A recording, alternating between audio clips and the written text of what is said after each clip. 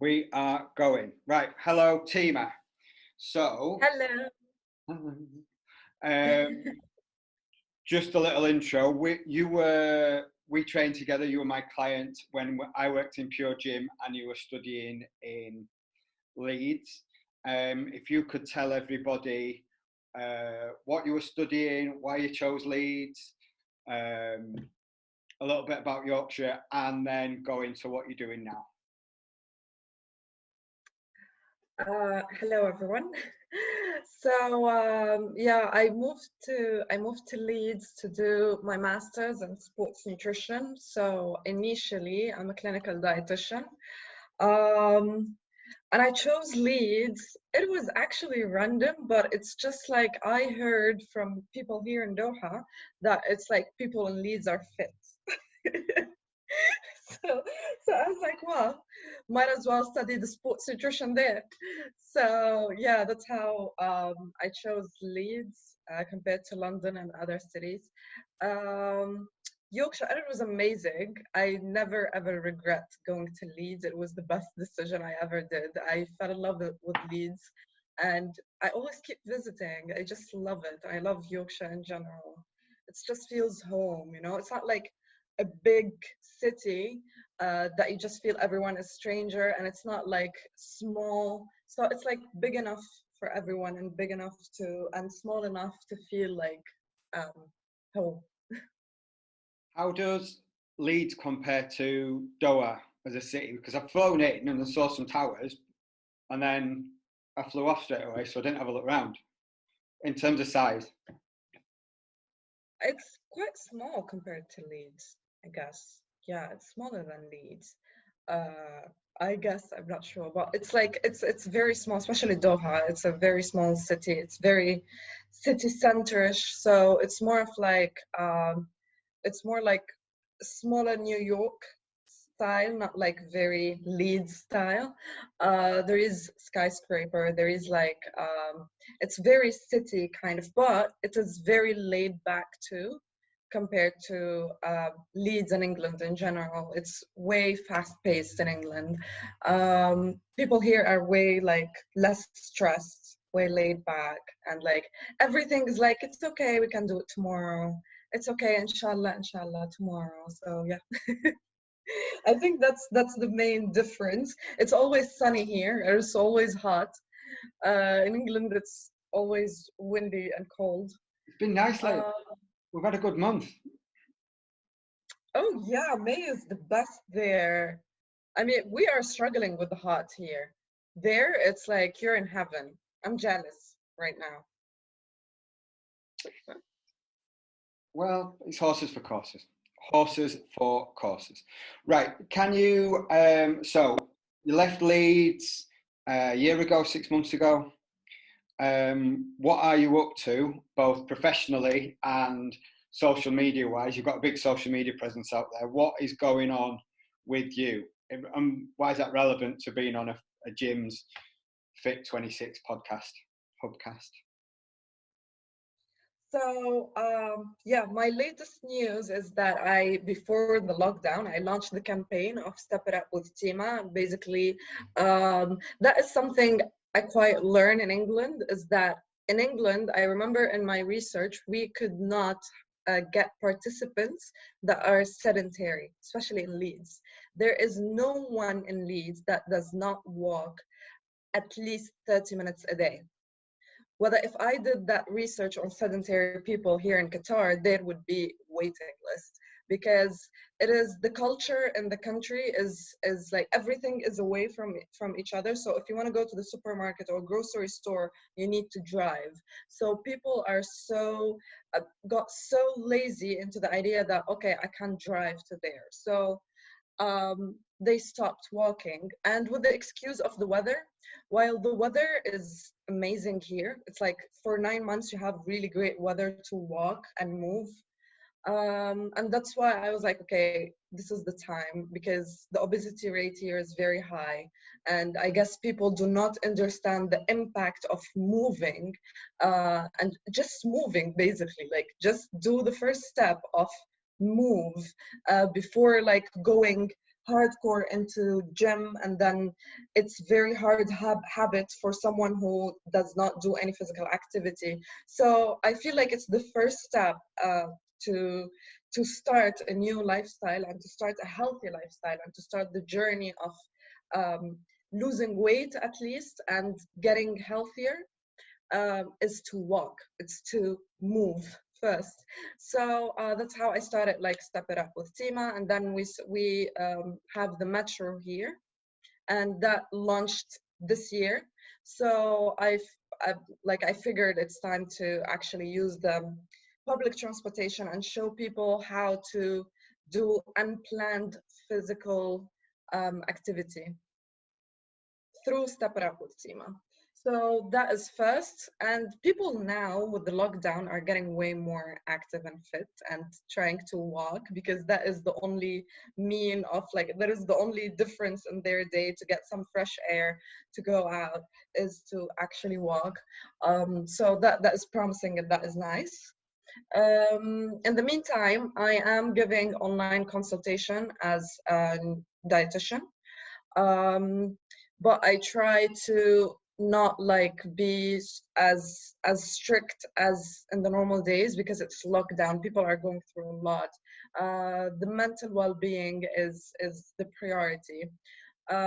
So I just try to make the client as comfortable and as peaceful with themselves as possible, if you know what I mean. Absolutely. So have you had some good results with the Step Up with Tima, and has that people started with the step in and then moved on towards the gym and doing more, realised actually they quite enjoy physical activity? Are you getting some people through? Yes.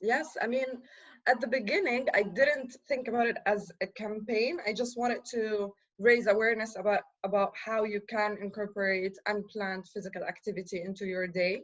And because I got a lot of engagement out of it, and I got a lot of people saying, like, this is very motivating. It's actually, when you think about it, like, we are making excuse to ourselves when we say the weather is not nice.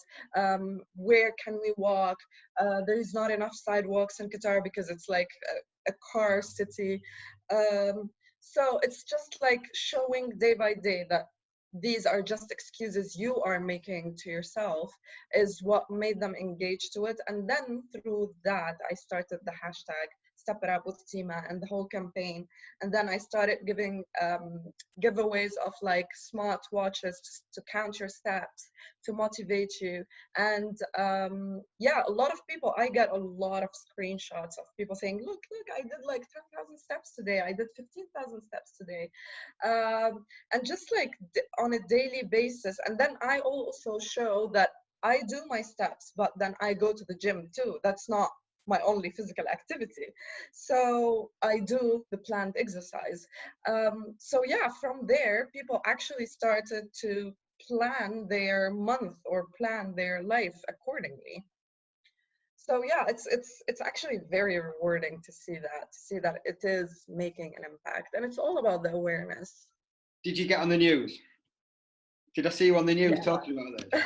Yes. So when I launched the campaign, basically, I got approached with sports local channel in Qatar, to talk about the campaign, because it made a lot of, like, a huge hit, and a lot of people were talking about it. So, and it reached to athletes, that because athletes in Qatar are sedentary. They do train 1 to 2 hours a day as professional athlete, but they spend the whole day laying down and just, like, resting. So also it reached, like, to athletes, and athletes are actually motivated to go out and just walk and try to use public transportations and try to incorporate their steps. And from there, I got to the news talking about the campaign of Step It Up. Yeah, Well, I'm so proud and excited about it. how big is the news in Doha? How big is the Doha news? Well, it is big with the locals. Now, if it's like we're divided. There is locals and there is expats. So these are two different target groups. Through my Instagram, I'm targeting both. For example, through the social media, you can target both, especially Instagram. Facebook, for example, you target expats.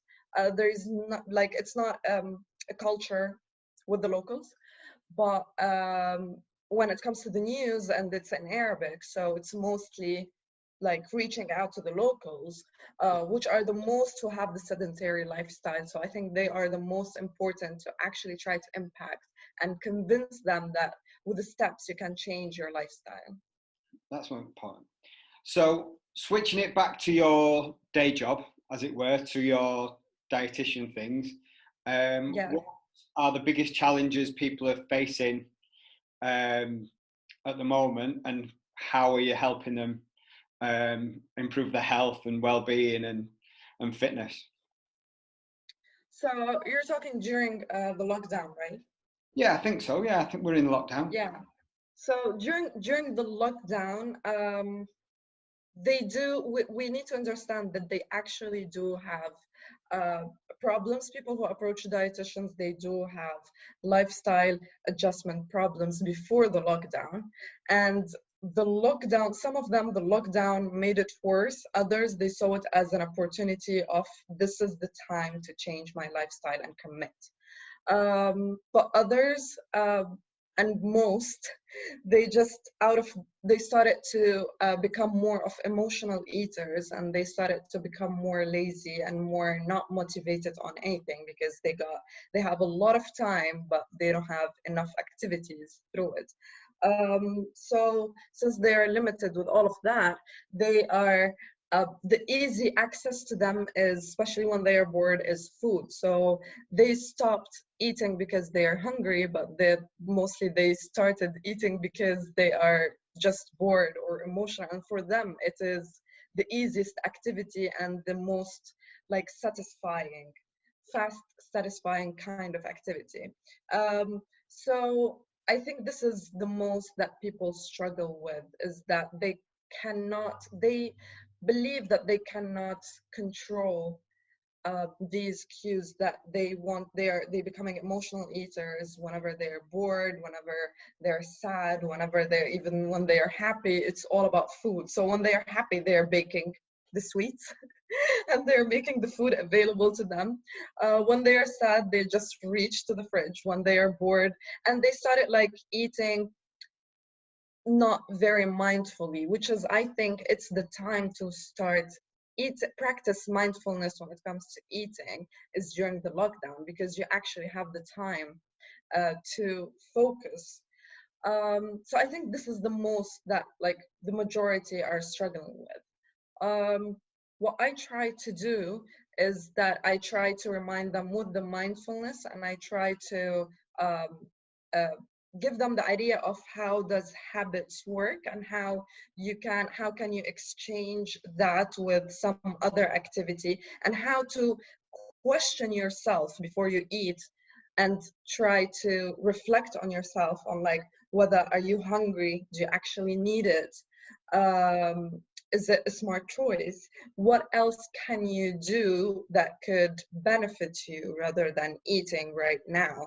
And if you decided to eat, and if you decided to indulge, don't be harsh on yourself, but be mindful, and don't like eat while you're watching TV or while you're on the phone. Try to focus and enjoy the meal, because that is the purpose why you wanted to eat it in the first place, right? So enjoy it to the fullest, instead of like being distracted and putting in calories without like actually, without your brain actually knowing that there is calories coming in.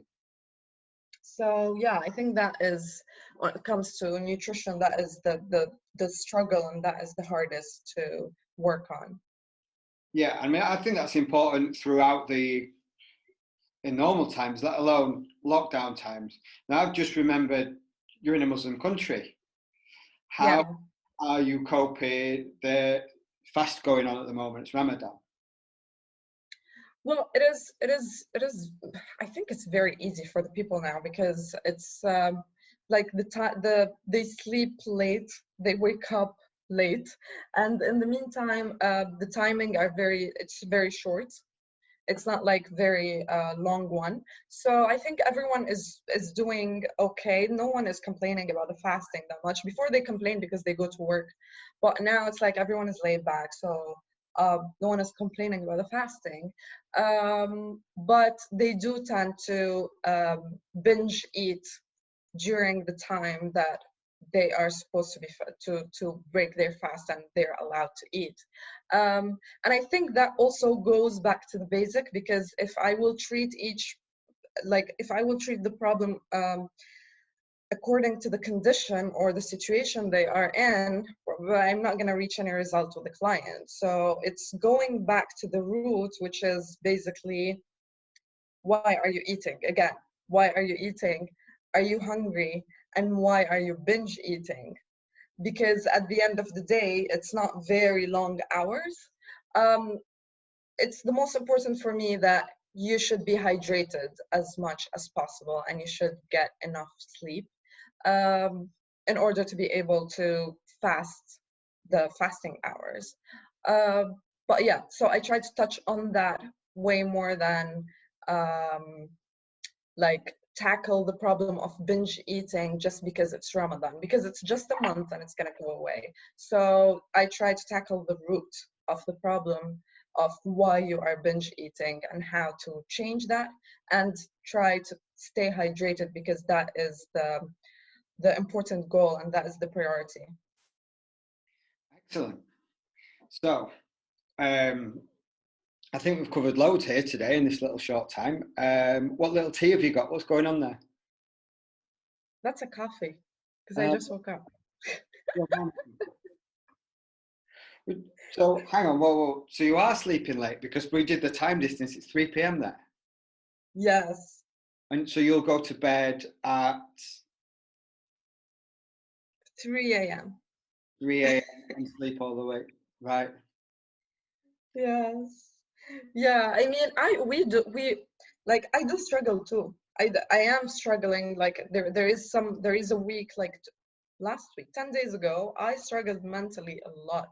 I was challenging myself mentally a lot, and it was like my down phase and my down period. I struggle with sleeping. Sometimes I struggle with working out. I struggle that, okay, I want to work out today. And I just keep like finding excuses to myself, and I keep delaying it until the day is over and I didn't work out.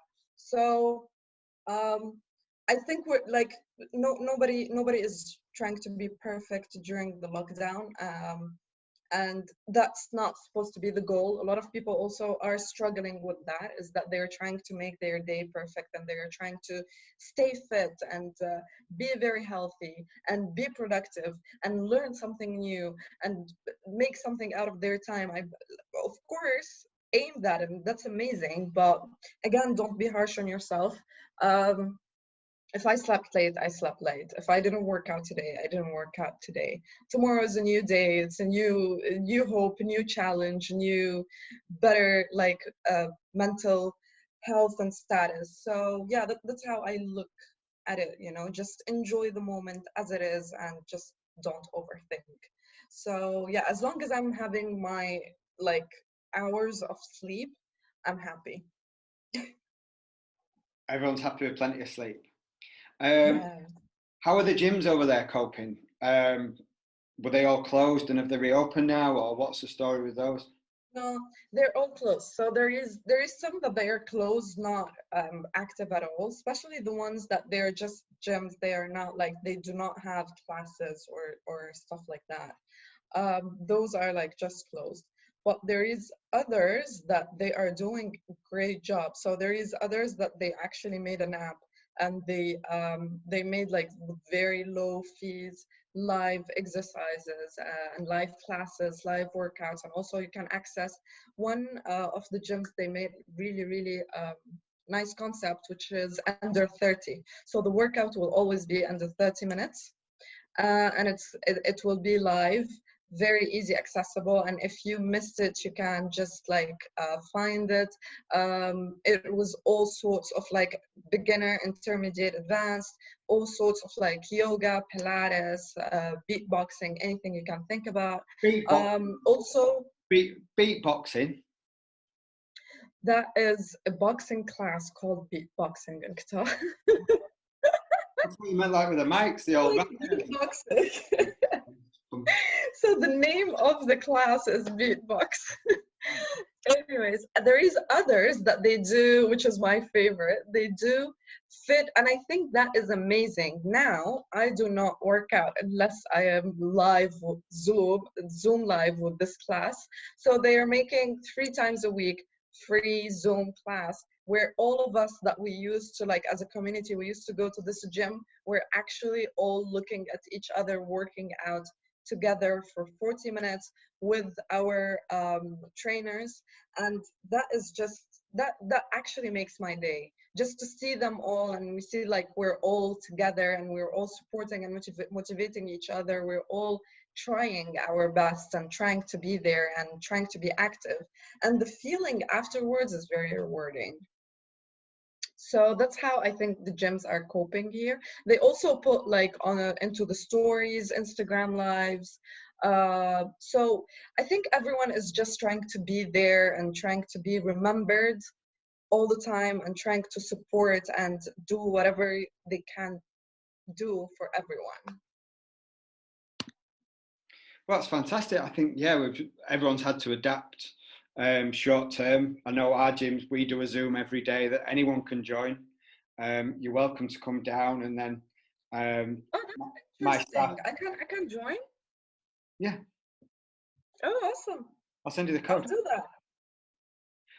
Hopefully you work the code quicker on that one than you did on this one. You know me, Ross, I'm always late. Queen late. Right. I'm going to wrap this one up. I think we'll get some questions. We had James on yesterday and he got some questions in, so we're going to do another one with him. So are you happy to come back on in a couple of weeks and we can go into a little bit more detail how everyone's going on over there and how you're helping them? Sure. Excellent. I will share all your social media along this video, so people have been able to follow you and go see how you're getting on with your details. This is all videos and stuff like that. So thank you very much, and we'll catch up in a couple of weeks. Oh, thank you so much for having me. This was fun, and I will see you soon. My pleasure. Thanks for coming on. Thank you. You're always welcome.